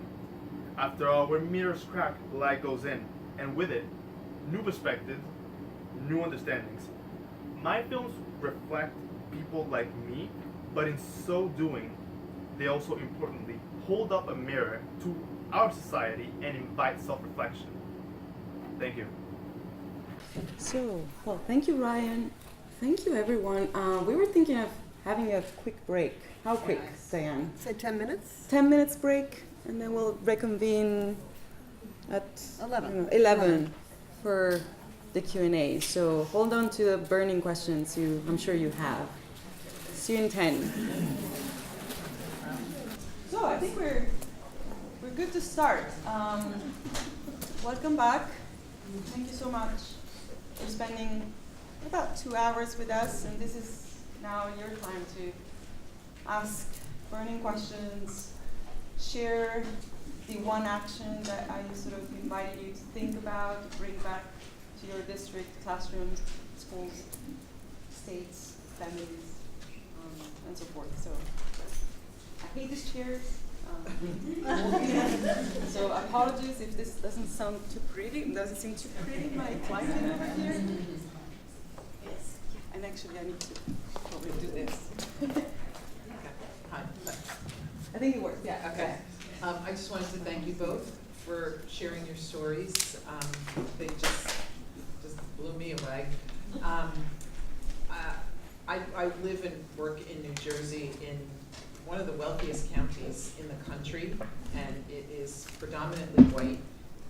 But I work in a Title I district, and our low-income students of color population is growing, and we have in a district of 6 schools and 3,300 kids, we have 2 teachers of color, and that's been a problem that's been weighing on my mind for a long time, and I'm going to go back and show the videos to my superintendent and assistant superintendent, and I'm going to start a dialogue about how we can get a more representational staff in our school district. So thank you so much. Thank you. Comment? So first of all, thank you for taking that step, and I appreciate you having that perspective, because it's one that's on a lot of people's minds in this country all around, especially since we're thinking a lot about sitting at the table, talking across differences, and being reflected, as one of Diaz's poem kind of said about that vampire, and I think that sometimes it's there's the desire for absolutely needed for hiring people of color and hiring folks from different backgrounds, but at the same time an immediate need for white people to bring perspectives beyond their own. And I think we have so many resources that can bring those perspectives. I mean, if you can get a Skype-in call from an artist, if you can get a Skype-in call from an activist, a person of color, anyone who is willing to do that kind of work too, you can bring diverse voices into your classroom as well. There is ways of connecting in an immediate sense that I think needs to be utilized as well. So again, kudos to you for taking that step, and I do urge everyone else continue doing the immediate and the things in the future. Can we put you on the list to do that?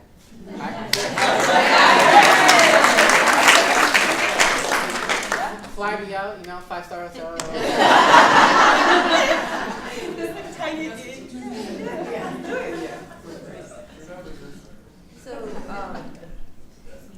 So I've spoken to people who I've spoken to educators of color who are right now not working in any particular school system because they didn't feel like they were allowed to bring up different perspectives. So I think something that's incredibly important to think about is the way that our systems and our curricula is created, because there are enough educators of color looking for jobs right now. But the thing is that they want to look for a place where they are allowed to bring different perspectives. And if they feel like a certain educational system is not doing that, then just out of self-preservation, they're not going to take that job. So I think that if the change comes from the way that we establish our systems, the people of color will come. They will take the jobs, and as a response, students of color will see themselves visually represented. But if they see a high school student sees their ideas represented in the classroom, then they think, well, you know what, I could be there. And then that becomes, in the future, an educator of color.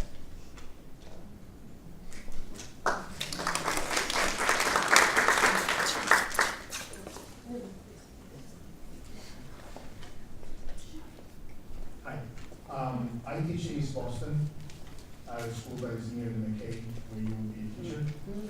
And a big part of the population in East Boston currently, at this point, is Latina.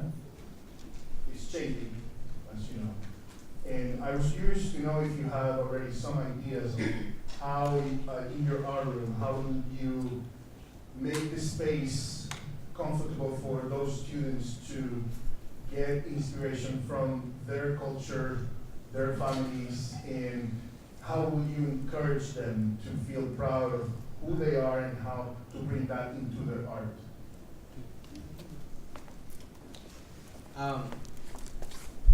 You know, in some ways, it's not just an easy answer to give like an immediate example towards this is exactly how I'm gonna do it.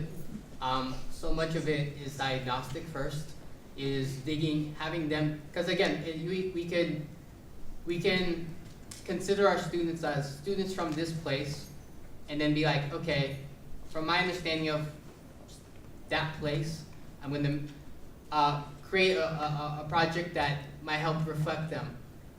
When that, a lot of mistakes can be making on that path. So part of which is, you know, diagnostic in the sense that you're trying to figure out where the student, how the student feels, where the student's coming from, where the student has a need and desire to go. And I think so a lot of what I expect is to have activities that invite exploration and experimentation, where you know you can where you can take those parts of identity and like play with them in different senses. So I talk a lot about that mix, that in-betweenness. You know, what does that look like in an activity? It could be them writing in their language and in English, and like reflecting on their parents' history through like interviews and of that sort. I think for me, based on different age groups, it also varies according to theirs. So I think about what I was like as a kid. You know, for me, I was trying to affirm my sense of identity by kind of like defending it. You know, I was trying to defend it not just from Americans but also from Brazilians. So I think that for me, when I was a kid, what I needed was to address not just the identity but the defense mechanism behind it. So just to clarify real quick, I'll be student teaching world geography, and for me, I see art and history going hand in hand. Art for me is the vehicle for accessing history and for history to be reflected in the students. Again, when I want to think about what would I do with Latinx students in East Boston, I want to show them that throughout history, art has been used as a tool to not just reaffirm, but to change and manipulate how people see them. And so, again, that how people see them and the tools for challenging those things, that's what I want to focus on, that experimentation, that malleability, you know? You had the hand first, right?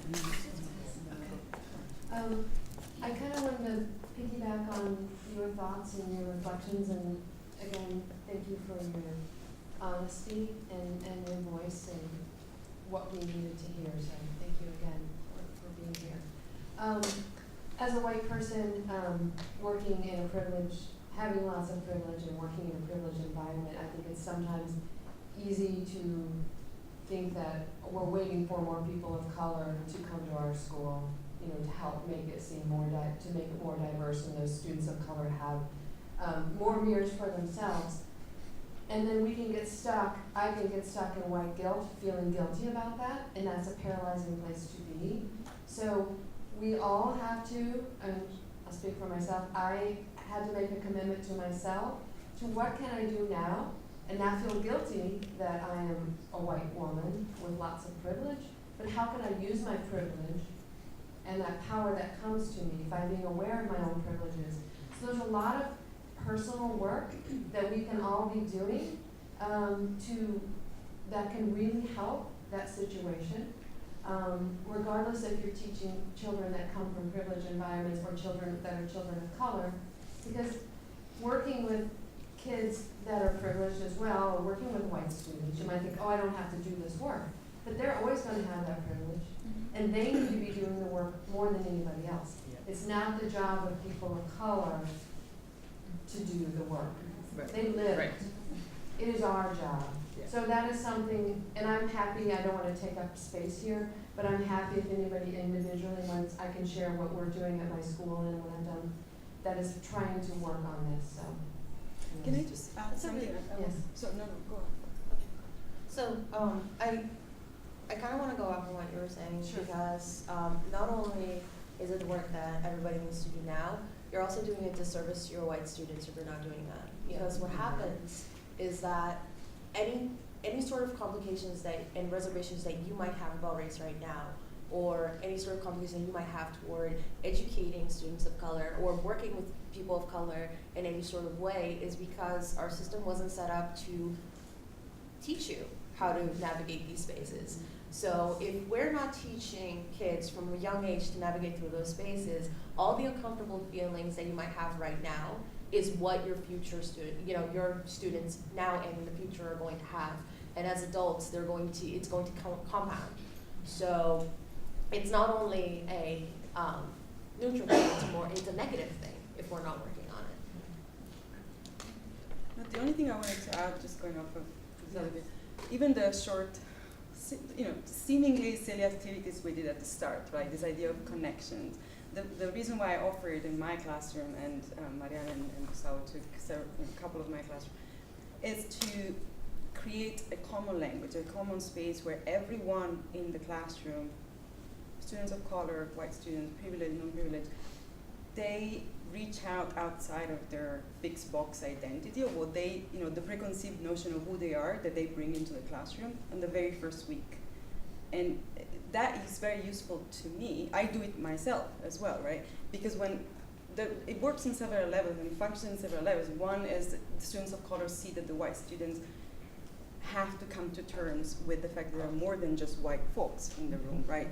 And also they reach out across a different, in search for that connection. So the active engagement then models the type of engagement I want everyone in my classroom to do with the content of the class. And I teach Caribbean, diasporic, Latin American text, and I have very few Latinx students in my class. So how do I model that type of engagement that I want every members of the student body to do? And most of the time, when they start activating them, when the white students especially, or students are more privileged, they never had to sort of think about their identities in more than one ways. And so that becomes kind of an invitation. You see, like, I want you to do this over and over and over. When the poems we read, with the Junot Díaz texts that don't seem to speak to you, can you find the connection with Junot Díaz work? Even if you're not a Latinx body, if you're not, you don't come out of a machista experience, how can you connect? And I don't let go until there is that connection. And sometimes it takes a whole semester and even beyond for some folks to find that connection. There was someone at the back first. I want to run really quickly. Sorry.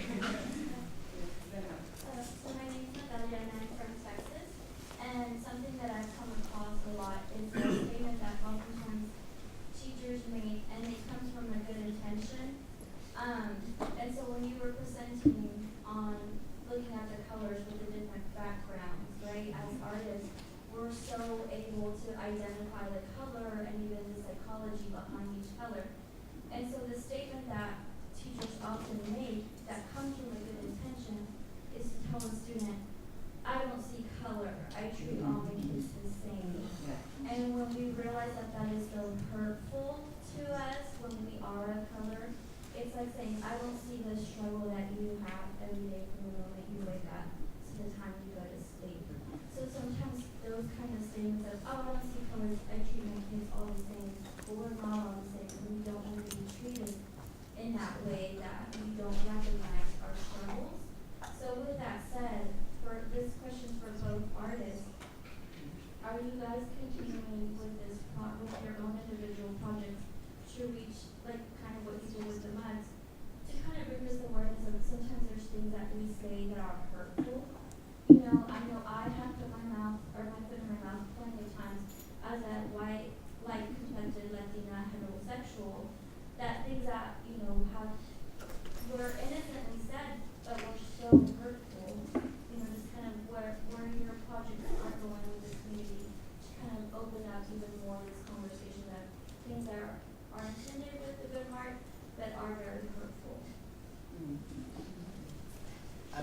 Thank you so much. Could you repeat your question? I want to make sure I get it. Are you continuing to create projects, community outreach, to kind of open up these conversations through your art? Yeah, for sure. Like I said, art is best when shared, and when it creates dialogue. I don't want art to just I don't want art to just sit on its ass. I want it to just sit in the gallery. I want art to not reinforce, a certain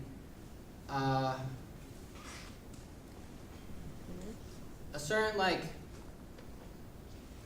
I want to just be, again, back to the stereotype of like starving artist selling work to wealthy patron and surviving to like make and like caring, like focusing on that dynamic so much. For me, I want to build bridges, again, with communities, because if you have the space where folks feel open to discuss these things, open to understand why some of these things might not be okay, why certain problematic language occurs in the first place, I think it can lead to a lot of understanding. So for me, I want always to help people understand the context of why they say those things, like what caused them to say that in the first place. We're influenced by so many things, both subtly and explicitly, again, to urge us to say these things. And like, finding those motivations art is a great way of finding those motivations.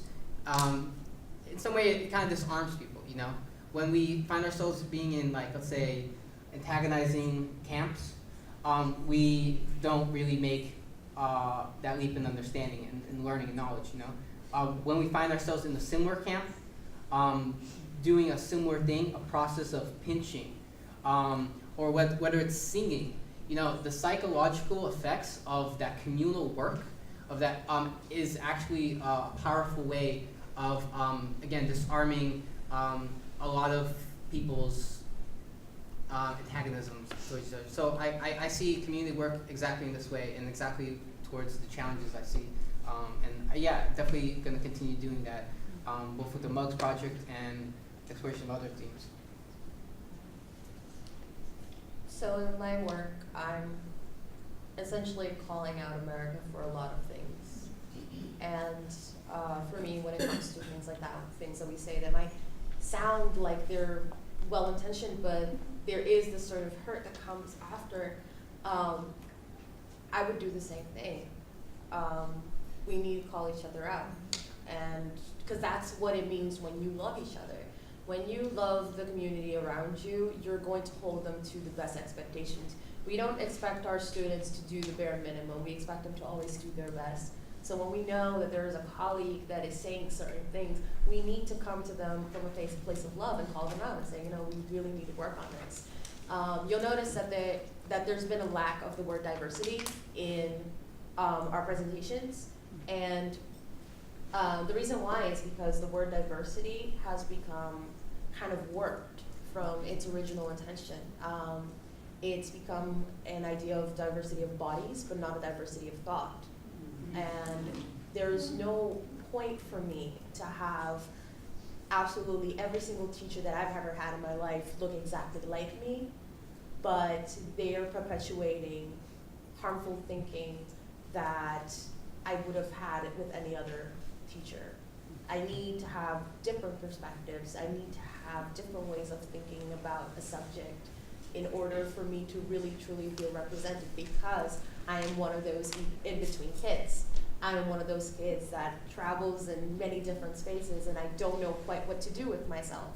And if I still have teachers that look like me telling me, well, there is a certain way of doing things, even if they don't exactly say it explicitly, then there's really no point of having that person in that system, if that makes any sense.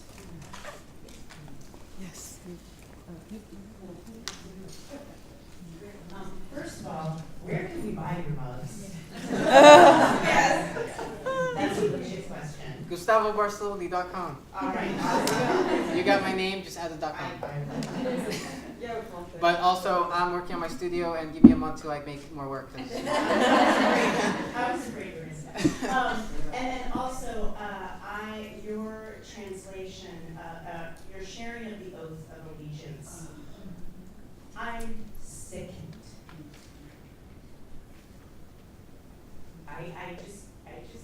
I'm sickened. And our country is asking all these people to say that. I've never seen that document before. I'm embarrassed. I'm sickened.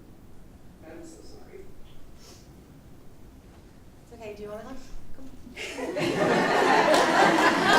I'm a teacher at heart, like I love people. Come here. Yeah. Thanks. Come here.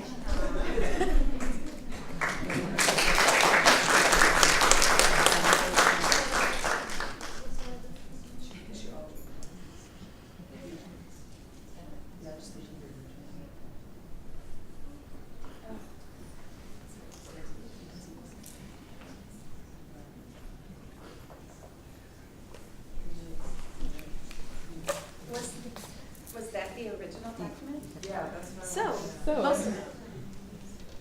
What? Most of it. So it's not the original. But it's most of it. Most of it. Yeah. the subtext.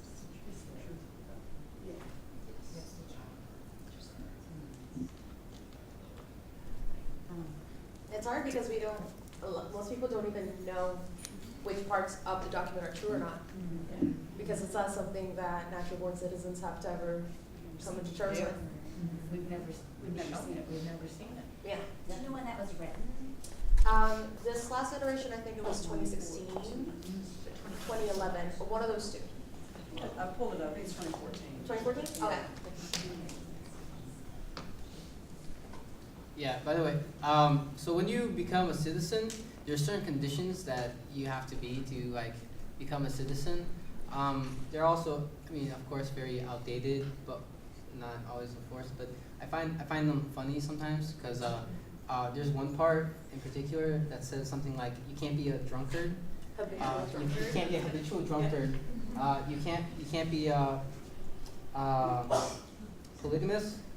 You can't be a communist, and you can't be. What was the other one? You can't be a Nazi. Can't. Well, Actually, I don't think that. It's a surprise. Apparently, you can't. I don't think about it. I'm a polyamorous communist, so like that like.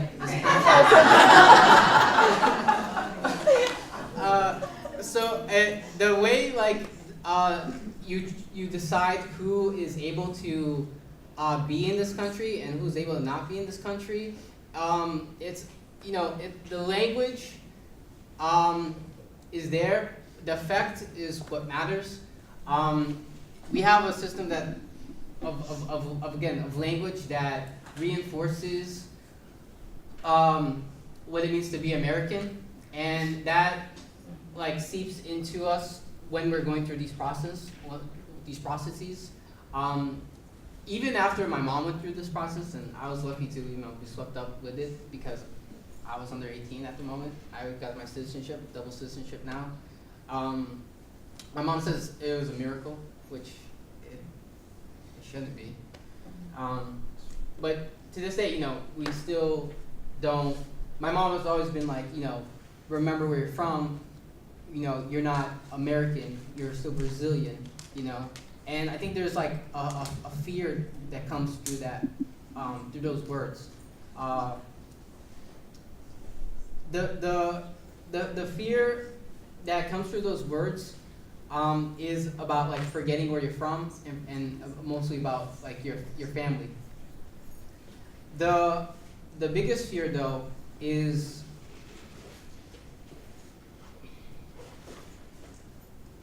I think the biggest fear is knowing that you have a security here, but it's precarious. It's so many people say that like here you have security, unlike in Brazil, violence and this and that, and here you have security, but you don't really have that security of self in the same way. I think what Mariana's point was getting at with the documents is again that alienation that's created, and I wonder a lot about that, how we define ourselves. And you actually reminded me of something that I really want to talk about, because people have an idea, even within the immigrant community, we have this sort of idea that once you have a green card, you're safe. Once you're a citizen, you're safe. And it's actually a lot more complicated than that. If you have a green card, you're still subject to deportation. It doesn't matter whether you're allowed to be here or not. If you're a U.S. citizen, up to 2 years after your citizenship ceremony, they can take your citizenship away from you without a trial. And after 2 years, there's a process called denaturalization, and that's what's been happening right now. DHS is looking through a lot of cases, trying to catch people lying. And they're also doing things such as if you are a naturalized U.S. citizen and you have to go through some sort of either civil or criminal litigation, denaturalization is always going to be a possibility for you. So it's actually more dangerous if you go through civil litigation. So let's say you got a parking ticket and you didn't pay for it and eventually have to come into court. You can actually leave there with a deportation order as a naturalized U.S. citizen. So these are things that it might give you the pretense of stability. People kind of, people will get off your back, but you're still always subject to the system. So even after, being a citizen since 2015, I'm still worried that, let's say I never, I get a parking ticket and I don't pay it. What happens then,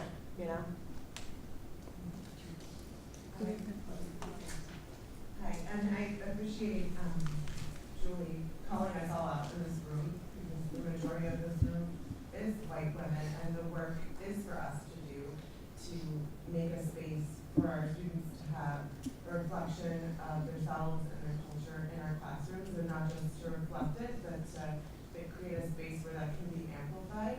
And I'd love to hear, because you guys are just slightly younger than all of us, and closer to your own school experiences, can you share an example of how a teacher created that space for you?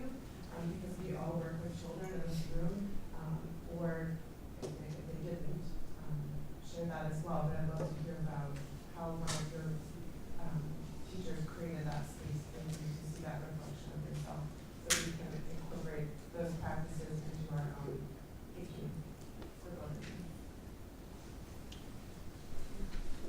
you. I think a lot about